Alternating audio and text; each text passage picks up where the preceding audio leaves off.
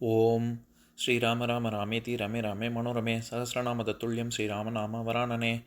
உலகம் யாவையும் தாமுழா வாக்கலும் நிலைபெறுத்தலும் நீக்கலும் நீங்களா அழகிலா விளையாட்டுடையார் அவர் தலைவர் அன்னவர் சரண் நாங்களே.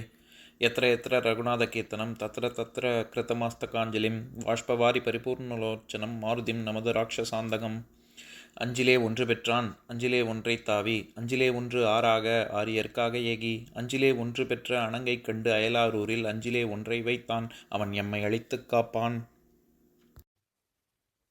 இன்னைக்கு நம்ம கம்பராமாயணத்துல பாலகாண்டத்துல கார்முக படலத்துல 30வது பாடல் பார்க்க போறோம். வள்ளல் மனத்தை மகிழ்ந்தனன் என்றால் கொள்யன முன்பு கொடுப்பதை அல்லால் வெள்ளம் அணைத்தவன் வில்லை எடுத்து இப்பிள்ளை முன்னிட்டது பேதைமை என்பார். இதுதான் பாட்டு. இப்ப நம்ம பதம் பிரிச்சு பொருள் பார்க்கலாம். வள்ளல் கொடுக்கும் குணமுடைய ஜனகமன்னன் மனத்தை சீதையின் திருமணத்தை செய்ய மகிழ்ந்தனன் என்றால் விருப்பம் இருப்பான் என்றால் முன்பு இந்த ராமனை கண்டவுடனே முதலில் தானே கொள் என இச்சீதையை மணந்து கொள்க என்று கொடுப்பதை அல்லால் அவளை கொடுப்பதை விட்டு வெள்ளம் அணைத்தவன் கங்கையை தன் ஜடையிலே தாங்கிய சிவனது வில்லை எடுத்து வந்து இப்பிள்ளை முன் இட்டது அதை நானேற்று வளைக்குமாறு இந்த குமரன் முன்னே வைத்தது பேதைமை என்பார். அறிவீனமே என்று சொல்வார் சில மாதர். இப்ப நம்ம இந்த பாட்டுல இருக்கக்கூடிய நயங்களை பார்க்கலாம்.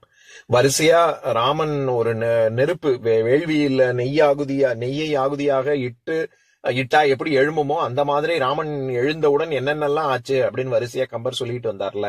அதுல பல பேர் ராமனின் அழகுக்கு மயங்கி மன்மதனினுடைய ஆயிரக்கணக்கான வில்லு முறிந்தது அப்படின்னு சென்ற பல பாடல்களுக்கு முன்னாடி பார்த்தோம். அதனை தொடர்ந்து சீதையும் வாழ்வு இல்லாதவளாவாள், ராமனுக்கும் வாழ்வு, சீதையை விட்டால் மனம் முடிக்கவில்லை என்றால் அவனுக்கும் வாழ்வு இல்லை அப்படின்னு சில பெண்கள் பேசினாங்க அப்படின்னு சொன்னாரு. சென்ற பாடல்ல சீதைக்கு வாழ்வு இல்லாததுனால நெருப்புல விழுவா, நம்மளும் உயிர் மாய்ப்பதை தவிர முருங்கு எரியில் புக முழுகுதும் அப்படின்னு சென்ற பாடல்ல சொன்னார்ல. அந்த மாதிரி இங்கே இன்னும் சில பெண்கள் என்ன சொன்னாங்க அப்படின்னா, நிஜமாவே ஜனக மன்னனுக்கு சீதையை மனம் முடித்து கொடுக்க வேண்டும் அப்படிங்கிற ஒரு விருப்பம் இருந்திருந்தா ராமனை பார்த்த உடனேயே இந்த சீதையை மணந்துகொள் அப்படின்னு சொல்லி சீதையை ஒப்படைத்திருப்பான். அப்படி இல்லாம இந்த சிவதனுசில் நான் ஏற்ற வேண்டும் அப்படிங்கிற நிபந்தனையை விதிப்பதே அவனுடைய பேதைமையை காட்டுகிறது, அறிவீனத்தை காட்டுகிறது அப்படின்னு சில பேர் சொன்னாங்க அப்படின்னு சொல்றாரு. இப்ப அதாவது ரொம்ப அறிவற்ற ஒரு மூடனாக ஜனகன் இருக்கிறான் அப்படின்னு சில பெண்கள் பேசினாங்களாம். இப்ப நம்ம பொதுவாவே நம்ம வீட்லயே பொண்ணுக்கோ மாப்பிள்ளைக்கோ, அதாவது வீட்டுல இருக்கிற பையனுக்கோ பொண்ணுக்கோ வரன் பாக்குறதா இருந்தா அப்ப நமக்கு பார்த்த மாத்திரத்திலேயே ஒரு நல்ல குணவானாவோ குணவதியாகவோ இருக்கக்கூடிய பெண்ணோ பையனோ நமக்கு தெரியுது, நல்ல கண்ணு முன்னாடி தெரியுது. உதாரணம், நம்ம எங்கேயோ ஒரு கோவில் குளம் எங்கேயோ பாக்குறோம், அந்த இடத்துல அந்த நல்ல குணவதியாக குணவானாக இருக்கிறான் அப்படின்னு தெரியுது.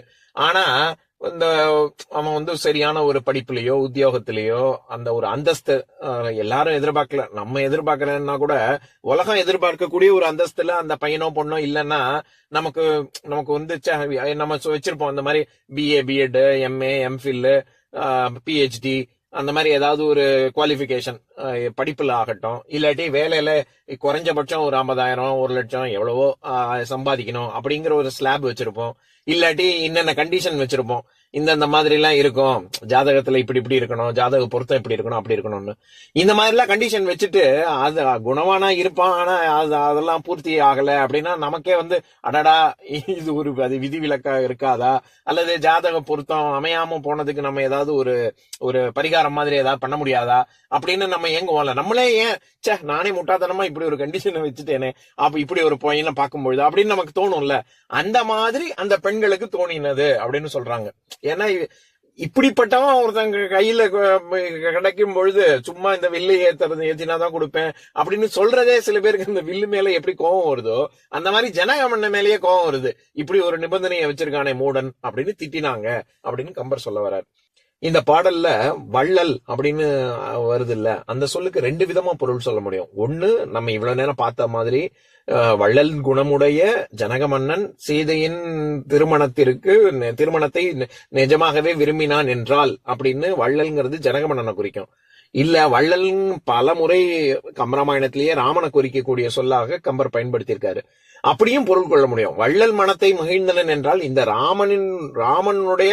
ராமன் சீதை இவர்களுடைய திருமணத்தை மகிழ்ந்தனன் என்றால், ஜனக மன்னன் மகிழ்ந்தான் என்றால் அப்படின்னு பொருள் கொள்ள முடியும். அப்படின்னா எப்படி பார்த்தாலுமே வில்லு தடையாக இருக்கு அப்படின்னு சொல்ற இடத்துல சிவதனுசு அப்படின்னு சொல்றதுக்கு சிவனுக்கு என்ன பெயர் சொல்றாரு? வெள்ளம் அணைத்தவன் அப்படின்னு. வெள்ளம் அப்படின்னாலே நீர்னு பொருள். அதனாலதான் மலையாளத்துல இன்னமும் நம்ம வெள்ளம் அங்க இன்னும் வெள்ளம்னா நீர்னு தான் பொருள். தமிழ்லயும் அப்படி அந்த காலத்துல பொருள் இருந்திருக்கு. நம்ம பேச்சு வழக்குல இப்ப கொஞ்சம் கொஞ்சமா குறைஞ்சிட்டு வந்துடுச்சு.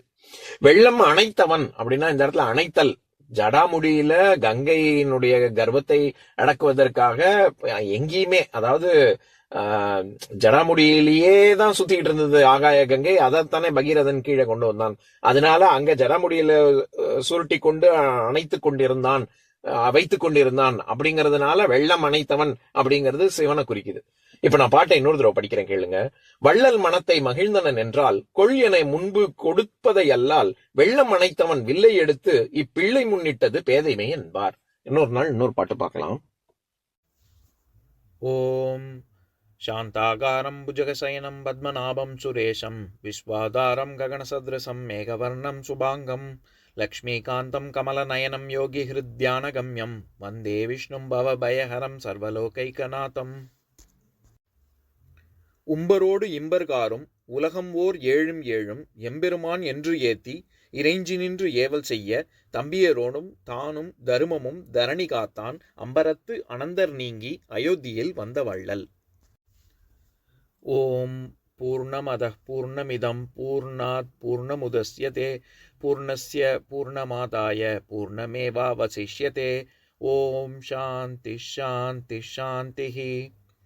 ஓம் சர்வேஷாம் ஸ்வஸ்திர்பவது சர்வேஷாம் சாந்திர்பவது சர்வேஷாம் பூர்ணம் பவது சர்வேஷாம் மங்களம் பவது. ஓம் சாந்தி சாந்தி சாந்திஹி. ஓம் சர்வே பவந்து சுகினः சர்வே சந்து நிராமயாः சர்வே பத்ராணி பஷ்யந்து மா கஷ்சித் துக்கபாக் பவேத். ஓம் சாந்தி சாந்தி சாந்திஹி.